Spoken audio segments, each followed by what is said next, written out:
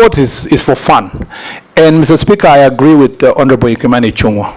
Those days when we used to support Gor Mahia, AFC, and all the other teams, Shabana, among others, KCC, we even used to know all the players, up to the reserve team.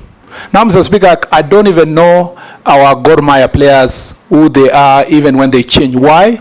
Because the standard of football has gone down over time. It is a paradox because media, access to media has increased. Meanwhile, the accessing sports and publicity of sport and standard of sports has gone down.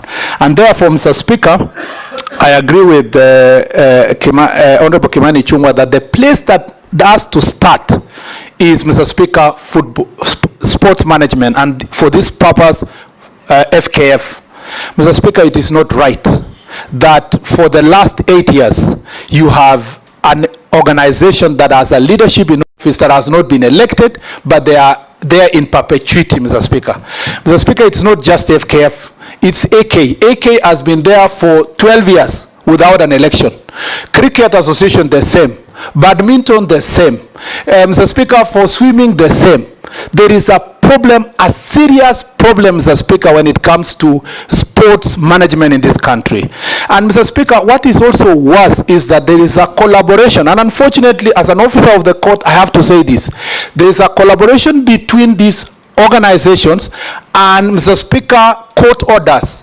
If you find why the AK has never held elections for 12 years, it's because they are perpetuating themselves using a court order. That is the same way the FKF is perpetuating itself along a court order. Mr. Speaker, the first thing I will do is to make sure that we bring all the stakeholders, and Mr. Speaker, I promise I'll do that within the next 1 month, all the stakeholders in different sectors of sports to make sure that we have a conversation on how to turn around these sports. Number two, Mr. Speaker, I would like, and I hope the Chief Justice is watching me, or even if she's not watching me, she'll be told.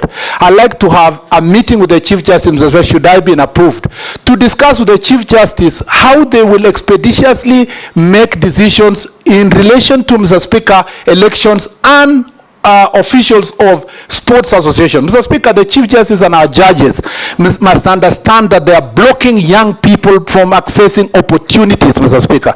The third issue, Mr. Speaker, is that I am going to request those people who have served for more than 8 years in any federation, Mr. Speaker, to recuse themselves and give an opportunity to new people who have energy and vigor to be elected, Mr. Speaker, to make sure that they take over these associations. The last thing, Mr. Speaker, I'll say on that point is they will never recuse themselves. I know. Just restructure the constitution. I'm coming to the next one. Give them 2 terms, non-renewable. After 2 terms, 3 years, 4 years, they finish, they go. I was coming to that, Mr. Speaker. I was coming to the next issue. The next issue, Mr. Speaker, is that we will make sure that we will not finance any sports federation that, Mr. Speaker, is not following the Sports Act and does not do regular elections. Mr. Speaker, the other issue that we must deal with is that we cannot hide.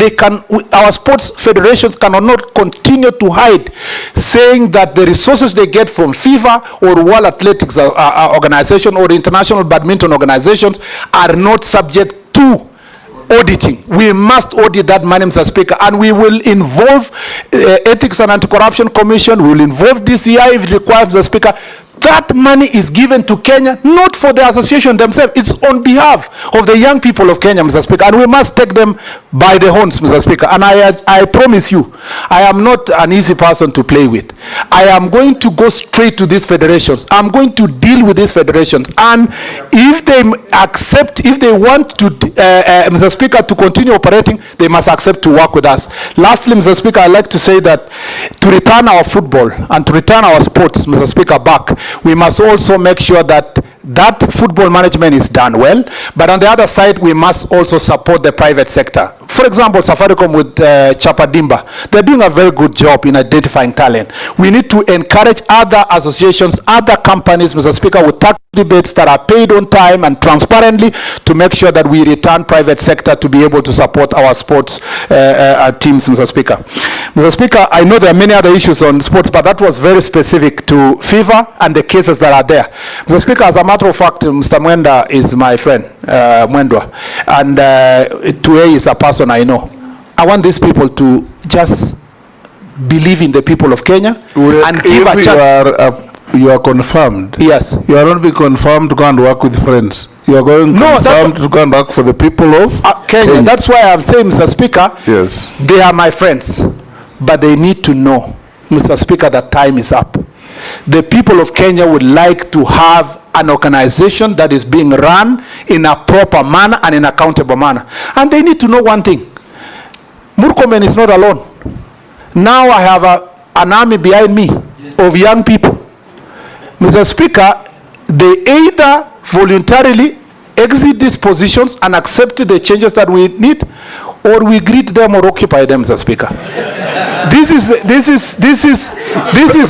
will be unlawful. Mr. Speaker, and we encourage you not to go that route. No, Mr. Speaker, if you are confirmed. No, not illegally. We will do it, Mr. Speaker, in a peaceful manner, because, Mr. Speaker, we will follow Article 37 very carefully, Mr. Speaker, to make sure that this is achieved.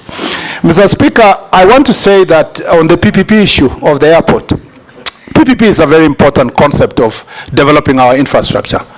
You know that, Mr. Speaker, as I said earlier, on the road of Rironi Mau Summit, already the previous government had committed itself on the PPP.